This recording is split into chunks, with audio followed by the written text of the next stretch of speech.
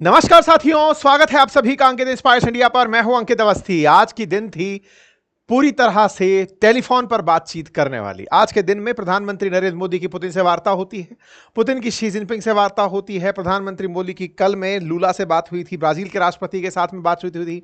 आज पुतिन की लुकाशेंको से बातचीत हुई, पुतिन की कजाकिस्तान, पता नहीं कौन कौन से देशों में बातचीत हुई। और इन बातचीतों के मायने क्या निकले? क्या ये मान लिया जाए कि आने वाले समय में पुतिन यूक्रेन के मसले पर ट्रंप को फिर से ठेंगा दिखाने वाले हैं, या फिर वाकई में पुतिन ट्रंप को शांति पुरस्कार दिलाने वाले हैं? ऐसा मैं क्यों कह रहा हूं?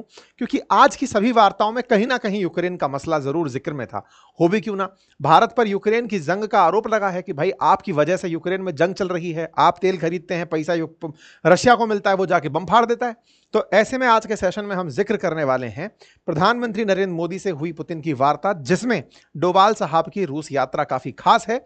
इसके अलावा प्रधानमंत्री मोदी के द्वारा की गई इस बात का जिक्र कि मेरी पुतिन से वार्ता हुई, यह बात बताने के लिए ट्रंप को कि देखो बेटा, तुमने जितना हमें इन दूसरों हमें जिस तरह से तुमने ट्रीटमेंट दिया है, अब हम खुलेआम दूसरे तरीके से तुम्हारे साथ व्यवहार करने के लिए अब उपलब्ध हैं।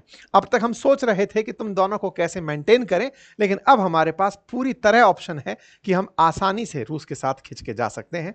हमने पूरी तरह से इसके बारे में वार्ता के साथ न्यूज कटिंग्स निकल कर आती हैं। प्रधानमंत्री की वार्ता होती है, हेडलाइंस बनती हैं, साथ ही साथ एक और हेडलाइन बनती है, और वह हेडलाइन ये है कि भारत जो अमेरिका से वेपन खरीदने वाला था, भारत ने उन्हें कैंसिल कर दिया है। यह खबर रॉयटर्स में छपती है। क्या सच्चाई है? क्या इसके बारे में भारत के विचार है? क्या अमेरिका के विचार है? सारी जानकारी आज के सेशन में देंगे, लेकिन उससे पहले एक जरूरी जानकारी फिर जान लीजिए। और जरूरी जानकारी यह कि यदि आप राजस्थान की खबरों में रुचि रखते हैं तो हमारा नया चैनल अंकित इंस्पायर्स राजस्थान सब्सक्राइब कर लीजिए। दूसरी खबर यह कि रक्षाबंधन का अवसर है, ऐसे में आप सभी को बहुत सारी शुभकामनाएं। सभी भाई अपनी बहनों की रक्षा का संकल्प लेते हुए बहुत खूबसूरती से इस त्योहार को मनाएं। लेकिन इसके साथ में अगर आप अपनी बहन को कोई उपहार देना चाहते हैं तो हमारे द्वारा अपनी पाठशाला पर बेहतरीन कोर्सेज में डिस्काउंट उपलब्ध है। और वो डिस्काउंट ये कि हमारी तरफ से बहनों के लिए इस कोर्स के साथ पूरे 2000 रुपए का हैंड रिटन नोट्स जो बुक के फॉर्म में उपलब्ध है, वो आपके घर पर डिलीवर होने के लिए उपलब्ध है। आप कोर्स खरीदेंगे, बुक हमारी तरफ से आप तक पहुंच जाएंगी। आप इसे एक्सेस कर सकते हैं अपनी पाठशाला एप्लीकेशन से। और हां, यदि आप म्यूचुअल फंड्स में इंटरेस्ट रखते हैं या स्टॉक मार्केट की लर्निंग में, तो आप लोगों के लिए स्टॉक मार्केट और म्यूचुअल फंड्स के कोर्सेज उपलब्ध हैं। बातें बाजार की एप्लीकेशन पर कूपन कोड राखी यूज करिए और डिस्काउंट का लाभ उठा लीजिए। चलिए शुरुआत करते हैं। शुरुआत है प्रधानमंत्री नरेंद्र मोदी की रूस के राष्ट्रपति से फोन पर हुई बातचीत में, जिसका प्रधानमंत्री ने अपने ट्विटर हैंडल पर जिक्र करते हुए कहा कि मेरा उनके साथ बढ़िया बातचीत हुई, बायलैटरल एजेंडाज को लेकर बातचीत हुई, इंडिया रशिया के बीच में जो संबंध है उनको लेकर बातचीत हुई। हमने उन्हें इनविटेशन दिया है, प्रेसिडेंट पुतिन को कहा है कि आप आइए, 23वीं बार इंडिया रशिया के एनुअल समिट में शामिल हो जाइए। कल मैंने आपको यह जानकारी दी थी जब डोभाल साहब जाकर के पुतिन से मिले थे कि ये गए हैं, पुतिन ने इनसे हैंडशेक किया, दोनों ने कंफर्म किया कि पुतिन भारत आ रहे हैं। कल हमने जिक्र किया। आज प्रधानमंत्री ने बकायदा अपने ट्वीट्स में अपनी जानकारी में यह बताया कि वो प्रधानमंत्री ने उन्हें इनवाइट कर दिया है कि वो आए और आकर के भारत और रूस के बीच में जो 23वीं एनुअल समिट है उसमें भागीदार बने। मिनिस्ट्री ऑफ फॉरेन अफेयर्स जो रशिया है उसके द्वारा भी इस बात की जानकारी दी गई। रशियन टाइम्स में यह खबर छपी और एक जानकारी यहां पर बड़ी रोचक निकल कर आई, और वो ये था कि thanked him for Ukraine update. अब यहां देखिएगा, पीएम मोदी से says he had a very good and detailed call with President Putin। माफी चाह रहा हूं, ट्रंप इतने दिन तक जबान पर रहे हैं ना कि ट्रंप चलता रहा है। Thanked him for Ukraine update. Both sides reaffirmed their commitment to deepen the India-Russia strategic partnership. Putin expected in India later this year। यहां पर thanked him for Ukraine update, ये क्या कहानी है? असल मायने में आपको मालूम होगा, मैंने आपको बताया था कि स्टीवन विटकॉफ जो हैं, जो अमेरिका के प्रतिनिधि हैं, जो अमेरिका से चल करके रूस आए हुए हैं पुतिन से बातचीत करने के लिए रशिया यूक्रेन मामले में, उनका जाना और डोभाल साहब का जाना वो एक दिन में ही हुआ था। एक साथ दोनों लोग पहुंचे थे। तो विटकॉफ से जो पुतिन की बातचीत हुई वो उन्होंने प्रधानमंत्री नरेंद्र मोदी से डिस्कस की कि हमारा यूक्रेन पर अमेरिका के साथ ये बातचीत चल रहा है। ऐसा क्यों हुआ? क्योंकि ट्रंप ने कल दुनिया भर को ये बता दिया था कि और विशेष रूप से वेस्टर्न वर्ल्ड के देशों को ये बता दिया था कि विटकॉफ पुतिन से मिलकर आए, बड़ी सकारात्मक बातचीत हुई, जान लो कि ये बातचीत हुई। ऐसे ही पुतिन ने अपने मित्रों को बताया कि जान लो विटकॉफ से हमारी क्या बातचीत हुई। मतलब यूक्रेन का मसला अब जिस तरह से अमेरिका वेस्टर्न देशों को बता रहा है, पुतिन ईस्टर्न देशों को बता रहे हैं, यानी कि चाइना, भारत जैसे देशों को बता रहे हैं। चाइना का नाम क्यों लिया मैंने? क्योंकि चाइना का भी इसमें से है, क्योंकि चाइना भी रूस से तेल खरीदता है। इन भाई साहब ने चीन पर अभी तक प्रतिबंध नहीं लगाए हैं, लेकिन थोड़ा और इन पर दबाव बना तो प्रतिबंध लगा सकते हैं। इसी कारण से पुतिन ने अपनी तरफ से आज शी जिनपिंग से, प्रधानमंत्री मोदी से, लुकाशेंको से, टोक्योव से और मिर्जियोव से, इनसे बातचीत की। Kazakhstan, Uzbekistan, Belarus, Xi Jinping, China, India, इन सब के राष्ट्रपतियों से बातचीत की। शी जिनपिंग से भी बात हुई तो उसमें भी यह जानकारी निकल कर आई कि he is glad the US and Russia are still talking. मतलब कि विटकॉफ के आने की सूचना इन्होंने उन्हें भी दी कि जैसे वो शी जिनपिंग, जैसे ट्रंप सबको दे रहे हैं, ऐसे पुतिन सबको ये इंफॉर्मेशन दिए।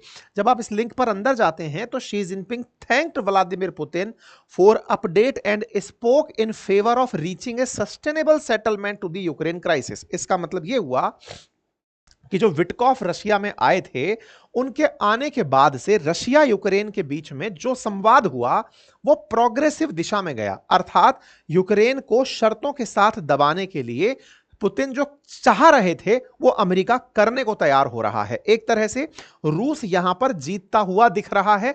यह जानकारी पुतिन ने अपने मित्रों को दी, इंक्लूडिंग इंडिया। सेम यही लाइन उन्होंने भारत को भी बताई। यह news ministry of foreign affairs के द्वारा, रशिया के द्वारा जारी की गई कि प्रधानमंत्री को भी स्टीवन विटकॉफ के आने की सूचना दी गई। तो पहले तो हो गया फोन का खेल। अब दूसरी खेल सुनिए। रॉयटर्स में एक खबर छपती है और खबर यह कि इंडिया ने अपनी तरफ से जो यूएस से हथियार खरीदने थे उन सबको बैन कर दिया है, मना कर दिया कि नहीं खरीदेंगे। उसमें बहुत सारे फाइटर जेट्स की भी बात, P-8I जैसे जो हमारे विमान मिलने वाले थे, टोही विमान, और टैंकर टाइप की जो मशीनें हमें मिलने वाली थी, उनको हमने रोक दिया है। ऐसी खबर रॉयटर में छपती है। रॉयटर ने कहा कि भारत जो अमेरिका से खरीदने जा रहा था P-8 करके, जो इनके बोइंग के P-8I रिकनेंस एयरक्राफ्ट हैं, $3.6 बिलियन की जो डील थी, भारत ने उसे हॉल्ट कर दिया है।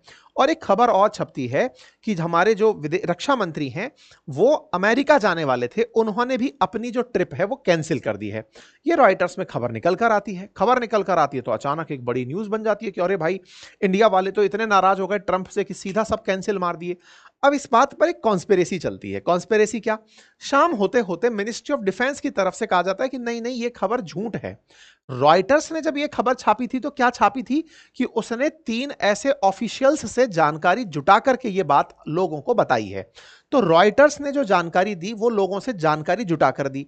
मिनिस्ट्री ऑफ डिफेंस ने इसका खंडन कर दिया। इससे एक कॉन्स्पिरेसी निकलती है और वो ये कि कहीं जानबूझकर अमेरिका को ये दिखाने के लिए कि देखो अमेरिका, अगर आपको ये लगता है कि हम ही, यानी कि भारत को ही आपकी जरूरत है, ये आपकी गलतफहमी हो सकती है। हो सकता है कि आपको भी भारत की जरूरत हो डिफेंस इक्विपमेंट बेचने के लिए, तो हो सकता है रॉयटर्स तक ये खबर इंडिया ने पहुंचाई हो कि बेटा इसको छापो ताकि इसकी चर्चा हो सके, और इसको छापने से दुनिया को बता सकें कि देखो इंडिया के पास ये ऑप्शन है, वो डिफेंस इक्विपमेंट को खरीदने पर रोक लगा सकता है।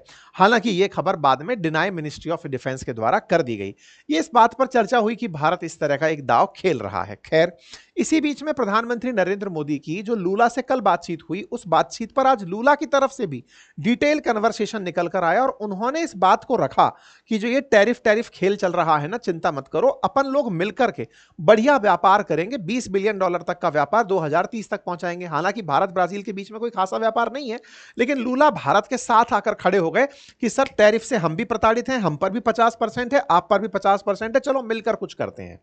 कोई बात नहीं, खैर कोई भी तरह से कॉपरेशन हो, ये तो वही वाली बात है, राम सेतु में गिलहरी का योगदान भी मायने रखता है। अब ऐसे में लूला के द्वारा भारत से बातचीत होना और भारत को ये कहना कि सर चिंता मत करो, आप संघर्ष करो, हम आपके साथ हैं, ये बात अमेरिका तक पहुंची। अमेरिका तक पहुंची तो अमेरिका के लोगों से पूछा गया कि भाई साहब एक बात बताओ, ये जो ब्रिक्स कंट्रीज हैं ये आपस में बातचीत करने लग रहे हैं और ये आपका ऑल्टरनेट तलाशने लग रहे हैं, और ऐसे समय पर जब 2026 में भारत को प्रतिनिधित्व मिल रहा है ब्रिक्स कंट्रीज को बुलाने का, इस बार 2026 में, अगले साल BRICS countries Brazil, Russia, India, China, South Africa समेत ये जो ब्रिक्स नेशंस हैं ये सब भारत में इकट्ठे होंगे, तो बोले ये सब लोग आपका अल्टरनेट तलाश रहे हैं, तो आपको क्या लगता है? अमेरिका से इस बात को पूछा गया तो अमेरिका के जो ट्रेजरी सेक्रेटरी हैं वो कहते हैं कि देखो इन सबको अमेरिका की जरूरत है। चाइना ने हमारे ऊपर रिटेलिएटरी एक्शन लिए थे, हमने जो सेक्शन लगाए उन्होंने हम पर लगा दिए, लेकिन बाकी लोगों को हमारी जरूरत है। हाँ ये सत्य है कि ये दोनों आपस में बतियाने लग रहे हैं, जो अमेरिका से टैरिफ खाए हुए देश हैं, लेकिन उन्हें हमारी जरूरत है। तो एक तरह से अमेरिका का इसमें दम्भ फिर से नजर आया, वो ये कह रहा था कि इनको हमारी जरूरत है, हमसे मार्केट में इनको संबंध बनाए रखने मजबूरी है, चाइना वाले हम पर टैरिफ खेल सकते हैं, सॉरी खेल रहे हैं, ये इस बात से अवगत हैं। खैर जो भी हो, लेकिन एक बात आपको जानकारी के रूप में मैं दे दूं कि जो ब्रिक्स कंट्रीज है ना वो ग्लोबल इकोनॉमी में 35.8% कंट्रीब्यूट करती हैं, वहीं G7 कंट्रीज मात्र 29.5% कंट्रीब्यूट करती हैं, और ब्रिक्स का डोमिनेंस लगातार दुनिया में बढ़ता जा रहा है। उन ब्रिक्स में से ही चाइना 17.96 ट्रिलियन डॉलर की इकोनॉमी के साथ नंबर 1 इकोनॉमी बनकर खड़ा है, उसी के साथ India, Russia, Brazil, Saudi Arabia जैसे देश खड़े हैं। याद रखने की बात है कि G7 में भी सबसे पावरफुल अमेरिका ही है, उसके बाद में बाकी बचे देश इंडिया से भी छोटी इकोनॉमी है। उन तरह की, मतलब एक जर्मनी के साथ, जर्मनी जापान को आप लेकर चलो तो वो थोड़े कॉम्पिटिटिव हैं, लेकिन वो फिर एक तरह से G7 वर्सेस ब्रिक्स का अगर कंपैरिजन करते हो तो ब्रिक्स ज्यादा इकोनॉमी में कंट्रीब्यूट करती है, इसलिए इसे लाइटली लिया नहीं जा सकता। यूनाइटेड स्टेट्स खुद ब्रिक्स पर डिपेंडेंट है, यानी कि यूएस जो एक्सपोर्ट करता है ब्रिक्स कंट्रीज को वो 294 बिलियन का है, लेकिन जो इंपोर्ट करता है वो 649 बिलियन डॉलर का है। यानी ब्रिक्स अगर एक हो जाए तो अमेरिका का व्यापार पूरी तरह प्रभावित हो सकता है, वो आश्रित हो जाएगा। अगर ये देश अपनी तरफ से एक्सपोर्ट रोक दें तो अमेरिका को बहुत ज्यादा महंगाई का सामना करना पड़ सकता है, क्योंकि ब्रिक्स नेशंस के साथ वो ट्रेड डेफिसिट में रहता तो है, लेकिन सस्ते माल प्राप्त कर करके अपने देश को सही तरह से प्राइस स्थिरता पे मेंटेन करके चलता है। खैर जो भी है, भारत अपनी तरफ से क्या अगले साल ब्रिक्स में कुछ ऐसा कामयाब करने में कामयाब हो जाएगा क्या कि ये ब्रिक्स सब एक हो जाएं और ये डिसाइड करे कि अमेरिका को हमें कितना % पर माल देना चाहिए? अगर ये ब्रिक्स नेशन करने में कामयाब हो जाते हैं तो ये अमेरिका के लिए एक बड़ा सबब बनेगा। खैर जो भी है, फिलहाल के लिए तो प्रधानमंत्री की ये जो बातचीत है यही भारत के लिए काफी बड़ी बात बनकर आई है। ब्लूमबर्ग में खबर छपती है और वो बड़ी इंटरेस्टिंग खबर होती है, और वो खबर ये है कि ये जो बात आ रही है ना कि ट्रंप भारत से नाराज कब हुए, तो बोले असल में क्या हुआ, प्रधानमंत्री नरेंद्र मोदी G7 की बैठक अटेंड करने गए थे कनाडा, वहां से वो निकल रहे थे, उस बीच में ट्रंप जल्दी से उस G7 को छोड़कर चले गए थे, क्योंकि इजराइल और ईरान आपस में भिड़े पड़े थे। ईरान और इजराइल जब भिड़े हुए थे उसी समय पर ईरान पर गोला गिराने की तैयारी के नाम पर ट्रंप छोड़कर मीटिंग निकल गए थे, लेकिन चले तो गए, उन्होंने रास्ते में जाकर मोदी जी को कॉल किया कि आप यहां तक आए हो, कनाडा तक आए हो, अमेरिका आ जाओ, मिलके चले जाना। 35 मिनट की इन दोनों के बीच बातचीत हुई। प्रधानमंत्री नरेंद्र मोदी और ट्रंप की इस बातचीत से ट्रंप नाराज हुए। क्यों? क्योंकि वो पहला दिन था जब नरेंद्र मोदी जी ने ट्रंप से कहा कि आपने हमारा सीज फायर नहीं करवाया, और उसके अगले दिन ही ट्रंप ने आसिम मुनीर को मिलने बुला लिया। आसिम मुनीर के बारे में भारत को पता चल गया था कि वो वहां जा रहा है और व्हाइट हाउस में जाकर मिलेगा।